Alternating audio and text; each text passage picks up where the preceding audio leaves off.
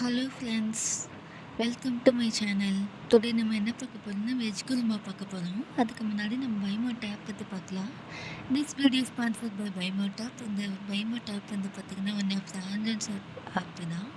இது வந்து பார்த்திங்கன்னா கூகுள் ப்ளே ஸ்டோரில் டவுன்லோட் பண்ணி இன்ஸ்டால் பண்ணி பாருங்கள். ஆப்பிள் ஃபோனில் ஆப் ஸ்டோரில் டவுன்லோட் பண்ணி இன்ஸ்டால் பண்ணி பாருங்கள். உங்களுக்கு ரொம்ப யூஸ்ஃபுல்லாக இருக்கும். இதோட லிங்க் பார்த்திங்கன்னா நான் டிஸ்கிரிப்ஷனில் கொடுத்துருக்கேன். இந்த வீடியோட லிங்க் டிஸ்கிரிப்ஷன் கொடுத்துருக்கேன், விசிட் பண்ணி பாருங்கள். உங்களுக்கு ரொம்ப யூஸ்ஃபுல்லாக இருக்கும். வாங்க வீடியோக்குள்ளே பார்க்கலாம். வெஜ் குருமாவுக்கு தேவையானது பார்த்திங்கன்னா 2லேருந்து 3 தக்காளி எடுத்துக்கோங்க. ஒரு 7-8 பல் பூண்டு, இஞ்சி 2 துண்டு, பச்சை மிளகாய், வெங்காயம், அப்புறம் பச்சை பட்டாணி வந்து நான் வேவிச்சு எடுத்து வச்சுருக்கேன். குக்கரில் ஒரு 2 விசில் விட்டு எடுத்து வச்சுருக்கேன். பச்சை மிளகாய் ஒரு 2 எடுத்து வச்சுக்கோங்க. இது வந்து பார்த்திங்கன்னா தேங்காய், கொத்தமல்லி இதில் வந்து நான் அரைச்சி எடுத்து வச்சுருக்கேன்.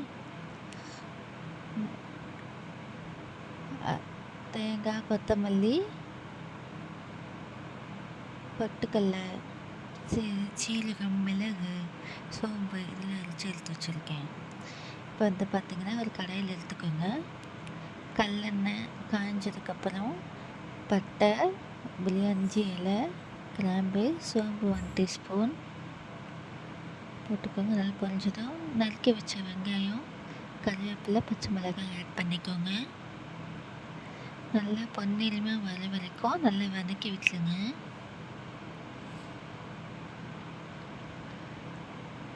நல்லா வதங்கினதுக்கப்புறம்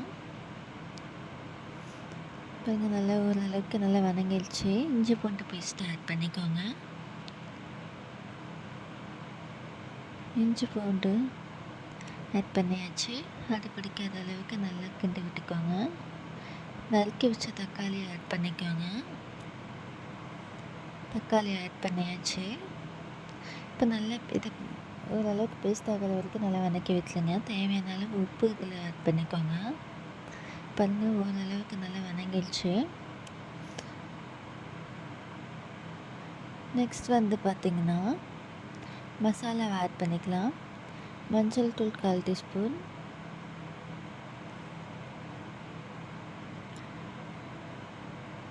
நெக்ஸ்ட் வந்து பார்த்திங்கன்னா